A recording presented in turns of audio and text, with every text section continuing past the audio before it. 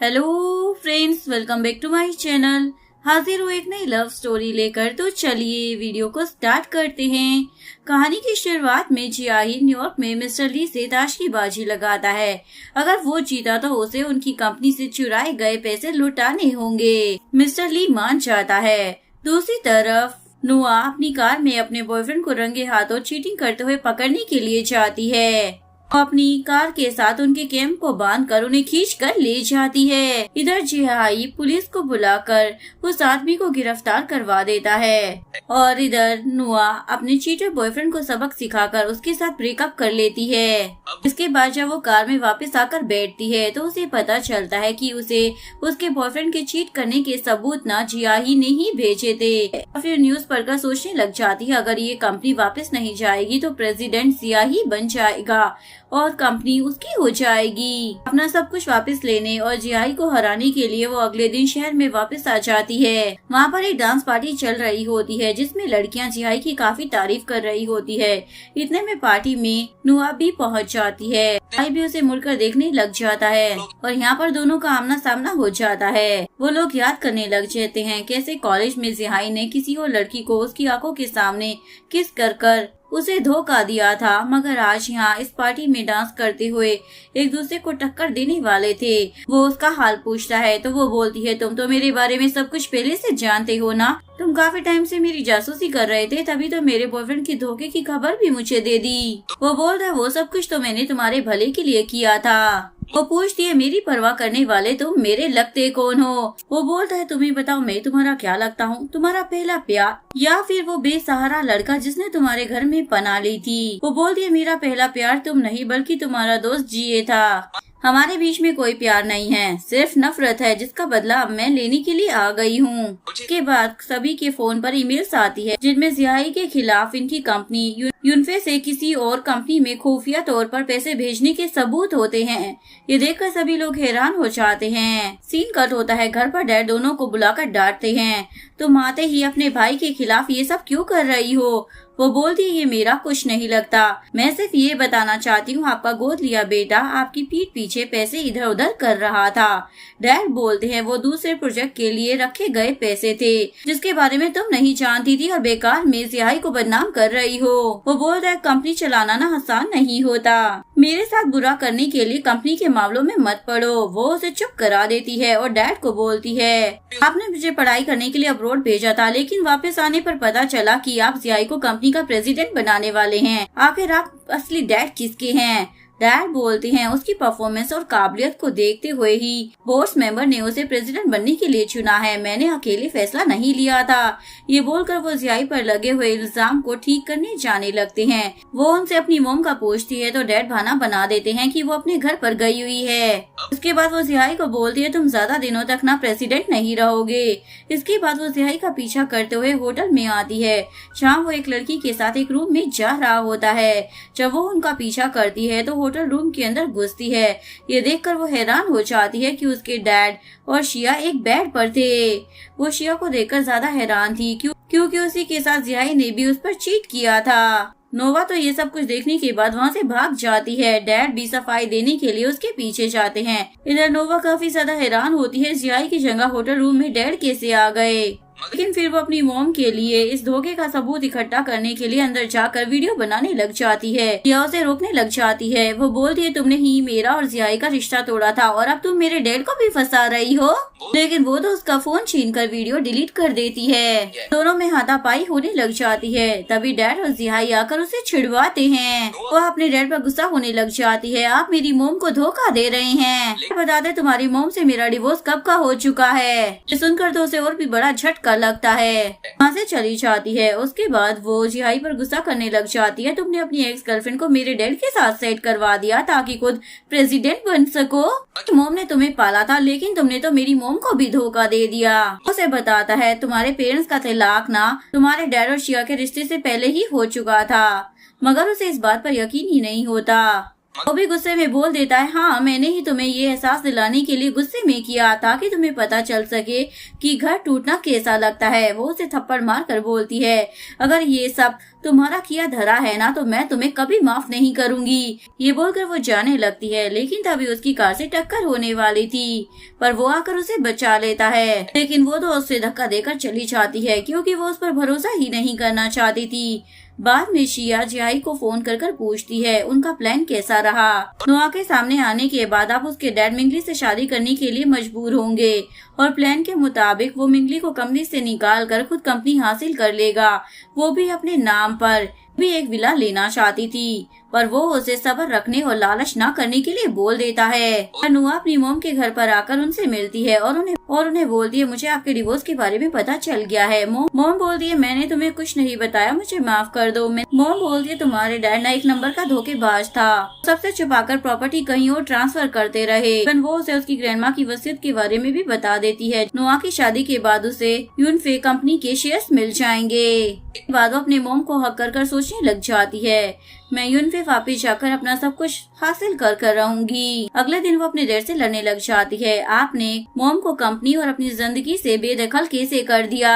वो बोलते इस कंपनी को इतनी ऊंचाई तक ना मैं ही लेकर गया हूँ कि तुम्हारी मोम ने अपने शेयर्स ना अपनी मर्जी से मेरे नाम किए हैं। उनसे पूछती है क्या आप शिया और जियाई के रिश्ते के बारे में जानते हैं, और वो डैड को उनके रिश्ते का सच बताने के लिए शर्त रखती है कि वो उसे कंपनी में जगह दे दे, लेकिन वो नहीं मानते।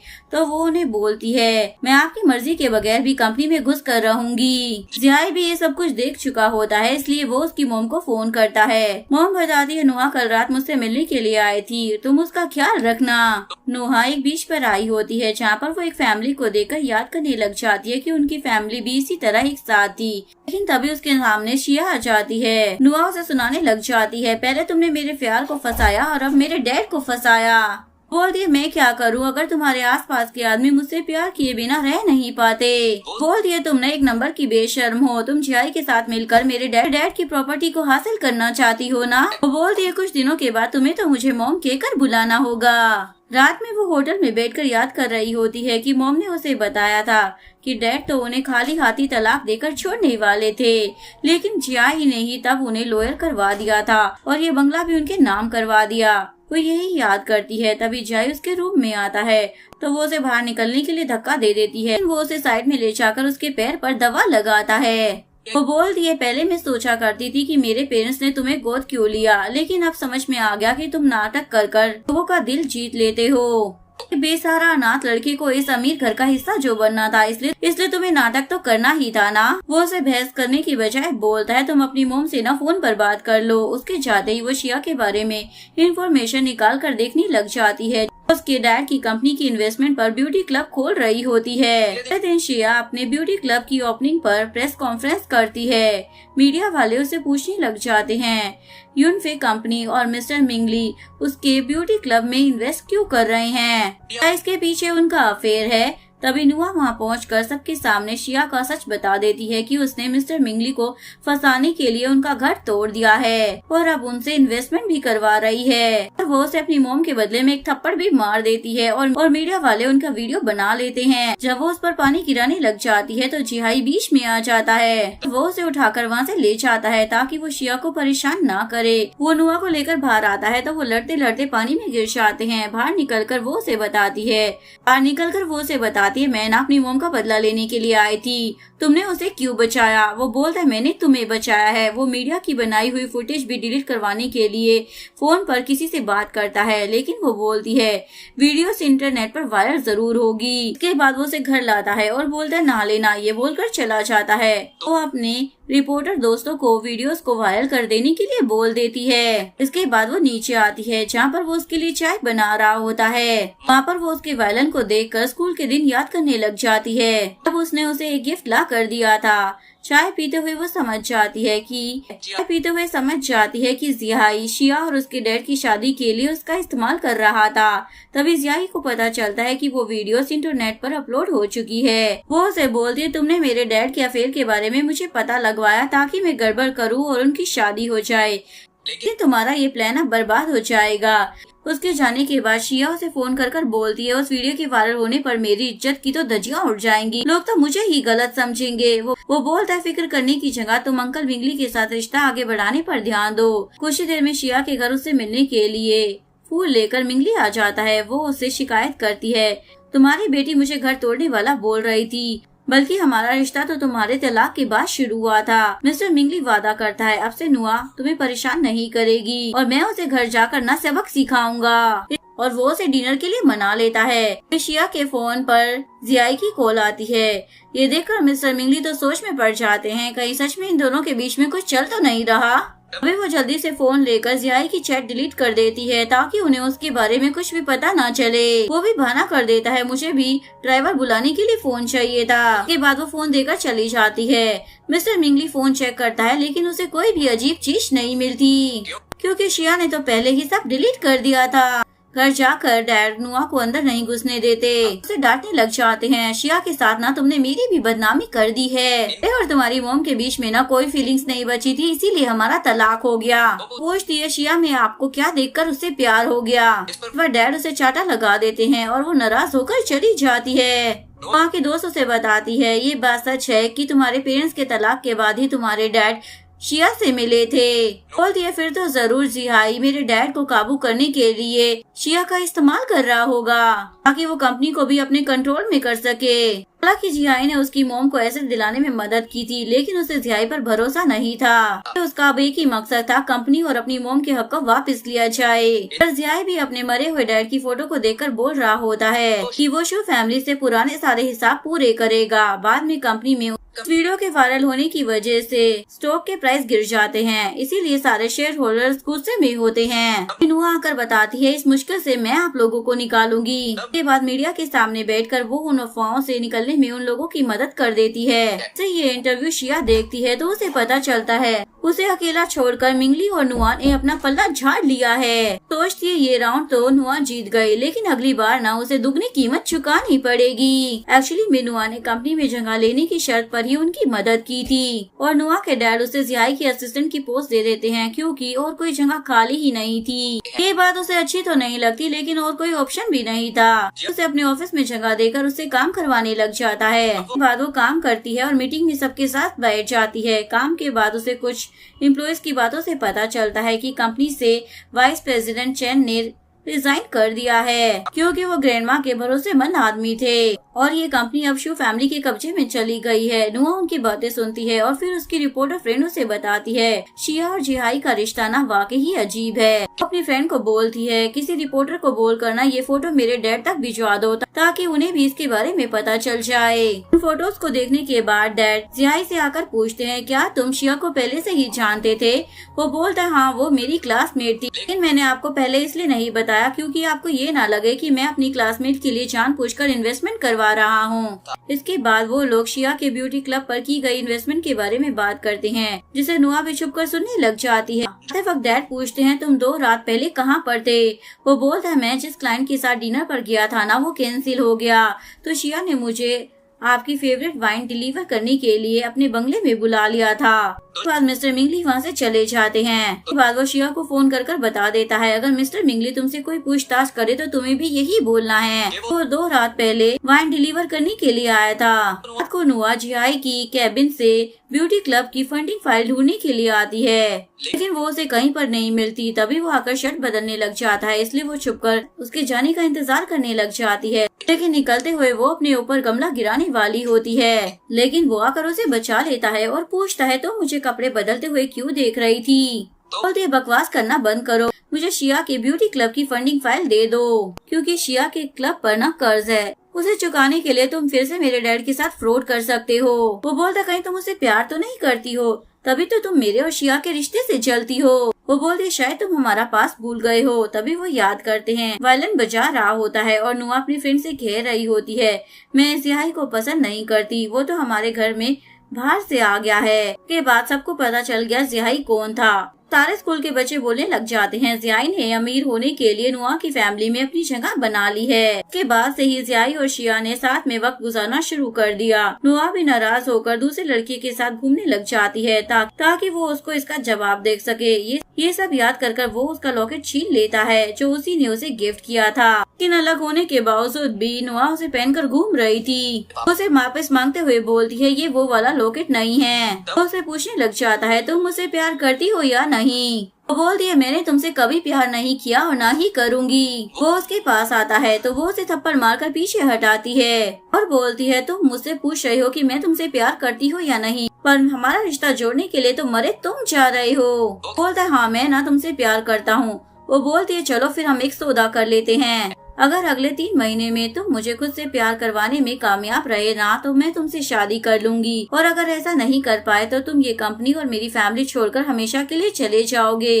वो भी इस शर्त को मान लेता है। हमें वो सोच रही होती है बस देखते जाओ, तुम्हें तो यहाँ से खाली हाथ जाना पड़ेगा। जिहाई उस लॉकेट के बारे में याद कर रहा होता है कि ये उसका दिया हुआ गिफ्ट था, जिसे लेने के बाद नुआ ने वादा किया था कि वो हमेशा उसकी बनकर रहेगी। प्रेजेंट में बोलता है मैं नुआ और कंपनी दोनों को हासिल कर लूंगा। नेक्स्ट मॉर्निंग वो उसे नाश्ता करने के लिए बुलाता है।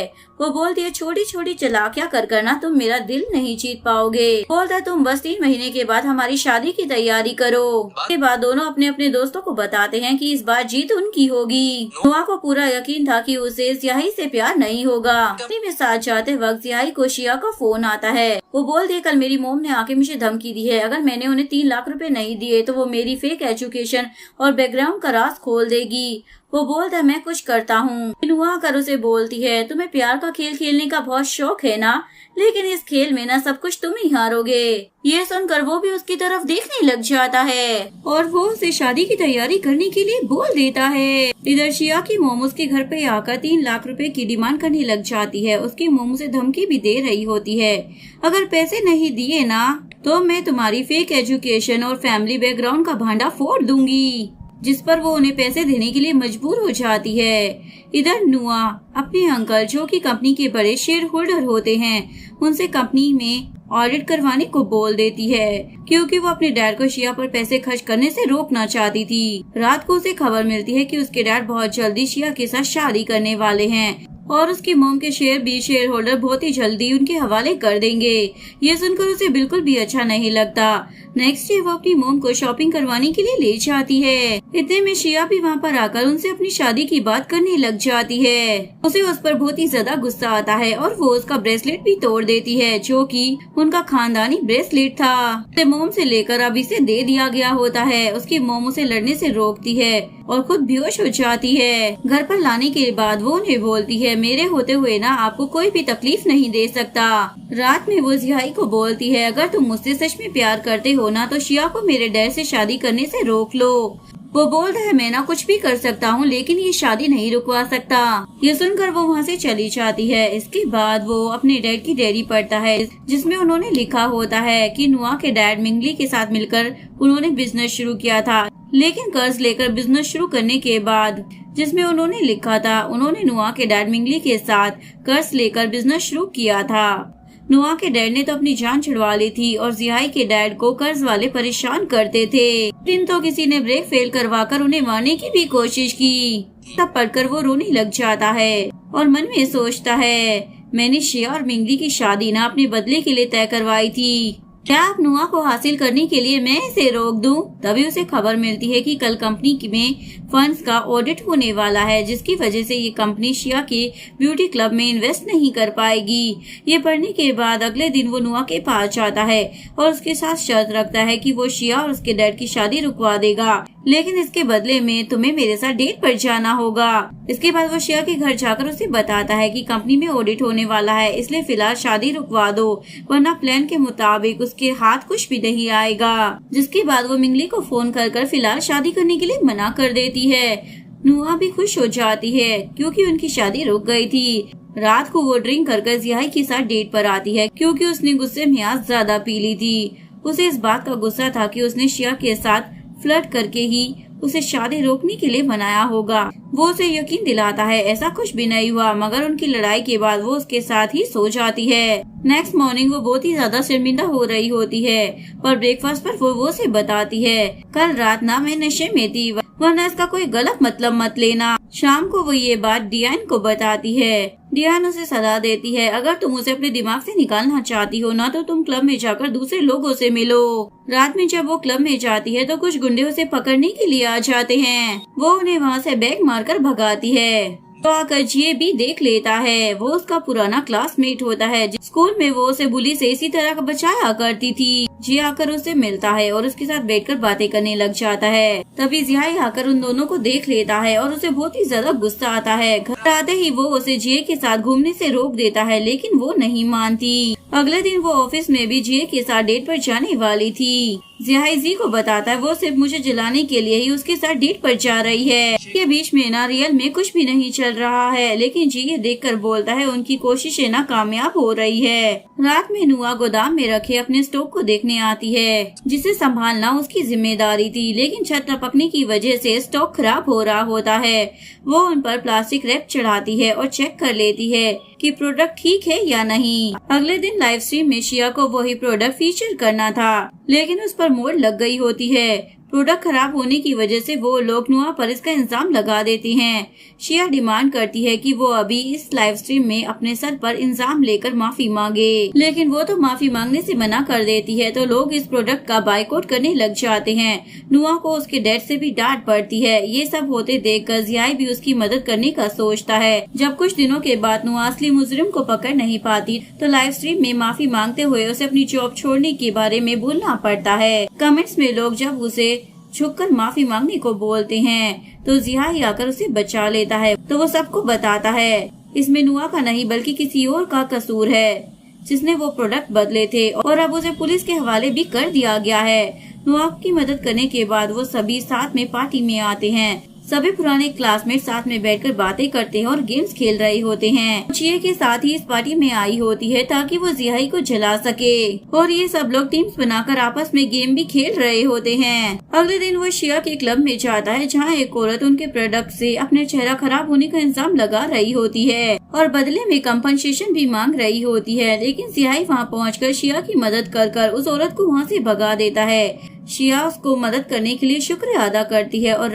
रात में वो दोनों साथ में डिनर कर रहे होते हैं। वो उसे बताती है मैं हमेशा से ना तुमसे ही प्यार करती हुई आई हूँ। एक्चुअली मैं उसके स्कूल के दिनों में भी जब कर्ज वाले उसे परेशान करते थे तो वही आकर उसे बचाया करता था। उसी ने हर मौके पर उसका साथ दिया था, इसलिए वो उसका बदला पूरा करने में भी उसका साथ दे रही है। मैं हमेशा से सच में तुमसे ही प्यार करती हूँ। मैं चाहती होगी तो मुझे एक चांस दे दो। बोलता है मैं बस हमारे रिश्ते को ना एक पार्टनरशिप समझता।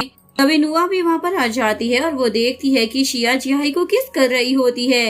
ये देखकर उसे यकीन हो जाता है कि जिया एक नंबर का धोखेबाज है। के जाते ही जिया शिया को दूर हटाकर उसे वार्निंग देता है, मेरे पीछे मत पड़ो वरना हमारी सारी प्लानिंग ना बर्बाद हो जाएगी। बोलती है मैं सिर्फ पैसों के लिए ही मिंगली से शादी कर रही थी, तुम तो मेरा इस्तेमाल नुआ को हासिल करने के लिए कर रहे हो। बोलता है ठीक है अब से हमारा साथ खत्म हुआ, तुम्हारे और मिंगली के रिश्ते से अब मेरा कोई भी ताल्लुक नहीं है। अब मूड बहुत ही ज्यादा खराब हो जाता है, इसलिए वो एक बार में बैठकर ड्रिंक करने लग जाता है। लेकिन इधर नुआ को जिया पर गुस्सा आ रहा होता है, उसने मेरे साथ प्यार का नाटक करके फिर से मुझे धोखा दिया। अगले दिन नुआ के बर्थडे पर जिया उसके घर पर आ जाता है, लेकिन जियो को उसके बेड पर देखकर उसे बहुत ही ज्यादा गुस्सा आ जाता है। पर नुआ उसे बोलती है मेरी जिंदगी में ना दखल देने की कोई जरूरत नहीं है। बर्थडे पार्टी में भी वो जिया को दिखाने के लिए जिया से प्यार भरी बातें करती है और ऐसे दिखाती है जैसे अब वो उसे डेट करने वाली है। जिया ये सब देखकर जेलस हो रहा होता है, इसलिए वो वहाँ से चला जाता है। हाँ तो नाटक कर रही होती है, लेकिन जिये चाहता था कि ये नाटक न सच हो जाए। एक्चुअली में नुआ ने ही जिये को ये नाटक करने के लिए बोला था, जिसमें जिये ने उसका साथ दिया था। रात को उसके मोम और डैड आकर उसे गिफ्ट देते हैं। पार्टी से थककर जैसे ही वो अपने रूम में आती है तो जिया उसे बोलता है मुझे अच्छे से मालूम है कि तुम दोनों नाटक कर रहे हो। बोलती है हम तो शादी भी करने का प्लान बना रहे हैं। तो वो उसे 3 महीने वाली शर्त की बात याद दिला देता है। बोलती है तुम बस मेरे साथ प्यार का नाटक करते हो, जबकि मेरे पीठ पीछे तुम शिया के साथ ही चक्कर चला रहे हो। कल की रात भी तुम्हारी उसी के साथ गुजरी थी ना। उसे याद आता है कल उसके ड्रिंक करने के बाद शिया उसके रूम में आ गई थी, उसने उसे बाहर निकाल दिया था, लेकिन वो तो उसकी कोई बात नहीं सुनती। और अब मैं तुम्हें कोई चांस भी नहीं देने वाली, चलो दफा हो जाओ यहाँ से। उसके वहाँ से जाते ही वो उसका रखा हुआ केक देखने लग जाती है, जिस पर उसने उसके लिए एक स्पेशल नोट भी लिखा हुआ होता है। वो पढ़कर वो रोने लग जाती है। अगले दिन वो ऑफिस में जी को बोलता है, शिया का सामान ना मेरे ऑफिस से उठवा दो क्योंकि अब वो मेरी असिस्टेंट के तौर पर काम नहीं करेगी। इधर मिंगली शिया को मनाने के लिए उसे बोलता है, तुम्हारे ब्यूटी क्लब में इन्वेस्ट करने के लिए मैंने एक प्लान बनाया है। मैं किसी कंपनी को अपने शेयर्स बेच रहा हूँ ताकि इन्वेस्टमेंट के लिए पैसों का इंतजाम कर सकूं। सुनकर शिया खुश हो जाती है। अगले दिन चिए और नुआ साथ में कंपनी से आ रहे होते हैं। उन्हें चिए का भाई हाउ मिल जाता है, जिसके साथ उसकी कुछ खास जमती नहीं थी। चिए से बात करना चाहता था, लेकिन चिए तो नुआ को लेकर वहाँ से चला जाता है। बाहर आने के बाद वो नुआ को बताता है, वो मेरा कुछ भी नहीं लगता। अंदर हाउ मिस्टर चेन से मुलाकात करता है, जिनके बताए हुए बायर को मिंगली अपने शेयर्स बेचने वाला था। खरीदार एक्चुअली में यूनफे की राइवल कंपनी एसटी का हाउ ही होता है, जिसके बारे में मिंगली नहीं जानता था। हाउ भी इस बात पर बहुत खुश था कि यूनफे के शेयर्स मिंगली को पता लगे बिना ही खरीद लेगा। अगर वो पैसे रिडीम नहीं कर पाया तो वो शेयर्स मेरे हो जाएंगे। उनके जाने के बाद जियाई वहाँ पर आ जाता है, क्योंकि मिंगली को इस तरीके से फंसाने का प्लान उसी ने बनाया था। इधर नुआ भी जासूसी कर अपने डैड की शेयर्स बेचने वाली फाइल्स को देख लेती है, तो छुपकर उसे पढ़ लेती है। अगले दिन उसे याद आता है कि फाइल पर जिस बायर का नाम लिखा था एक्चुअली में तो वो चिए के मोम की ही कंपनी है। जिसके बाद वो चिए को बताती है, तुम्हारी मोम की वो कंपनी जिसे तुम्हारा भाई हुआ चलाता है, मेरे डैड उस कंपनी को अपने शेयर्स दे रहे हैं, जो कि इलीगल है। इधर हाउ तक भी ये खबर मिल जाती है कि नुआ को उस कॉन्ट्रैक्ट की सच्चाई पता लग गई है, तो वो उसे रोकने का बंदोबस्त कर लेता है। इधर मिंगली मिस्टर चेन के पास अपने शेयर प्लेस करने का कॉन्ट्रैक्ट साइन करने आता है, जिसे जियाई भी बाहर कार में बैठकर देख रहा होता है। इतने में नुआ उसे फोन कर बोलती है, प्लीज डैड को कॉन्ट्रैक्ट साइन करने से रोक दो, क्योंकि वो हमारे दुश्मन हाउ का एक जाल है। वो कार में बैठने लगती है तो हुआ का गुंडा उसे बेहोश कर ले जाता है, ताकि वो कॉन्ट्रैक्ट साइन होने से रुकवा ना सके। जैसे ही उसे पता चलता है कि नुआ खतरे में है, तो वो अपने प्लान की परवाह नहीं करता। वो हुआ को फोन कर बोलता है, मैं जानता हूँ कि नुआ को तुमने ही किडनैप करवाया है। वो उसे धमकाकर नुआ की लोकेशन मांग लेता है। नुआ को उन्होंने समुद्र पर बांध कर छोड़ दिया होता है, लेकिन जियाई आकर उसे बचा लेता है। घर पर लाने के बाद वो उसे बताता है कि कॉन्ट्रैक्ट साइन नहीं हुआ, अब सब कुछ ठीक है। बोलती है, शुक्रिया मेरी जान बचाने के लिए, और पूछती है, तुम हमेशा से मेरी परवाह करते आए हो, लेकिन 18 साल के होने के बाद हमारा रिश्ता अचानक से बदल कैसे गया? आखिर किस चीज की वजह से तुम मुझसे नाराज हो गए? लेकिन वो उसे कुछ भी नहीं बताता। एक्चुअली में उसने इस राज को छुपा कर रखा था कि वो मिंगली से अपनी डैड के साथ की गई नाइंसाफी का बदला ले रहा है, और अपनी डैड की डायरी में उनके हालात जानने के बाद ही उनके रिश्ते में खटास आ गई थी। अगले दिन जिहाई मिंगली को बताता है कि नुआ ने अपनी जान खतरे में डालकर आपका नुकसान होने से बचाया है। उसके बाद वो भी नुआ पर ध्यान देने का फैसला कर लेते हैं। रात को नुआ जिहाई को स्पेशल डिनर टेबल पर लाकर उसे जान बचाने के लिए शुक्रिया अदा करती है, और उससे ये बात निकलवाने की कोशिश करती है कि असल में वो किससे प्यार करता है, लेकिन वो उसे पूरी बात नहीं बताता। तो वो भी डिनर करने का बोलकर वहाँ से चली जाती है। के बाद वो ऑफिस में भी उसे स्नैक्स और फूल लाकर देती है। एक्चुअली में वो सभी के सामने लवी डवी बन रही होती है, ताकि जिहाई शर्मिंदा होने लगे। रात को वो जिहाई का पीछा करती है और हॉस्पिटल पहुंचती है, तो वो उसकी मोम के साथ उनका ख्याल रख रहा होता है। मोम की तबीयत खराब थी, जिहाई ही आकर उन्हें संभाल रहा था। इसके बाद वो अपनी मोम का ख्याल रखने के लिए उसे शुक्रिया अदा करती है। वो बोलता है, मुझे भी ना उन्होंने ही पाला था, तो ये करना तो मेरा फर्ज है। इसके बाद जिहाई अपने स्कूल की फोटो देखकर याद करता है, जब स्कूल के प्ले में सबके सामने माइक होने की वजह से उसने बोल दिया था कि वो जिहाई को लाइक नहीं करती, बल्कि वो तो बाहर से आया हुआ लड़का है। तब जिहाई को काफी बुरा लगा था, तो उसने उसे मनाने की भी कोशिश की थी, लेकिन वो मान नहीं रहा था, क्योंकि उसका कहना था कि स्कूल में उसने सबके सामने ये बोलकर उसकी बेइज्जती कर दी थी। उस दिन उसने माफी मांगने के बावजूद भी उसको माफ नहीं किया था। एक्चुअली में दरअसल उसकी असली प्रॉब्लम ये थी कि उसे पता चल गया था कि नुआ के डैड ही उसके डैड के कातिल है, और नुआ उसके डैड के कातिल की बेटी है। इसलिए उसने इस बात का बहाना बनाकर उसे दुश्मनी मोल ले ली, और पर वो उसे नफरत नहीं करता था। इसलिए वो रात को उसे स्पेशल डिनर पर लाता है, ताकि वो उससे उस बारे में कुछ बात कर सके। वो बोलती है, तुम उस दिन ऑडिटोरियम वाली बात की वजह से ही मुझसे नाराज हुए थे ना? शिया ने बीच में आने के बाद हमारा रिश्ता और भी ज्यादा बिगाड़ दिया। बोलते, शिया के साथ मैं सिर्फ तुम्हें जला रहा था। उसे मिंगली के करीब पहुंचाने की एक पार्टनरशिप थी। सब में मेरे डैड ने ना कष्ट तले दबकर अपनी जान ले ली, और मेरी मोम ने भी मुझे बेसहारा छोड़ दिया। तुम्हारी मोम ने ही जिद कर मुझे गोद ले लिया था ताकि वो मेरा ख्याल रख सके। तुम्हारी मॉम ने ना मुझे अपने बेटे की तरह पाला है, इसलिए मैं उनसे वफादार हूँ। और तुम्हारे मॉम डैड की तलाक के बाद ही मैंने शिया और डैड का रिश्ता जुड़ने दिया। मैं तुम्हारी मॉम को भी उनका हक दिलाने की कोशिश करता रहा। नुआ पूछती है तो तुम मुझसे नाराज क्यों हो और तुमने मुझसे ब्रेकअप क्यों कर लिया?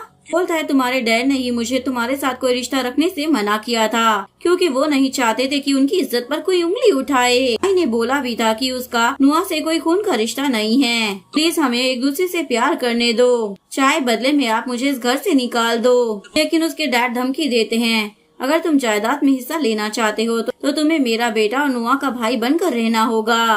वो समझ जाती है, इसीलिए वो उससे अलग हो गया था। वो बोलता है मैं हमेशा से ना तुमसे ही प्यार करता आया हूँ, वैसे तुम मुझसे प्यार करती हो या नहीं? लेकिन वो उसे कोई जवाब नहीं देती। वो बोलता है ठीक है, तुम्हारे पास टाइम है, जब मैं बिजनेस ट्रिप से वापस आ जाऊँ तो मुझे बता देना।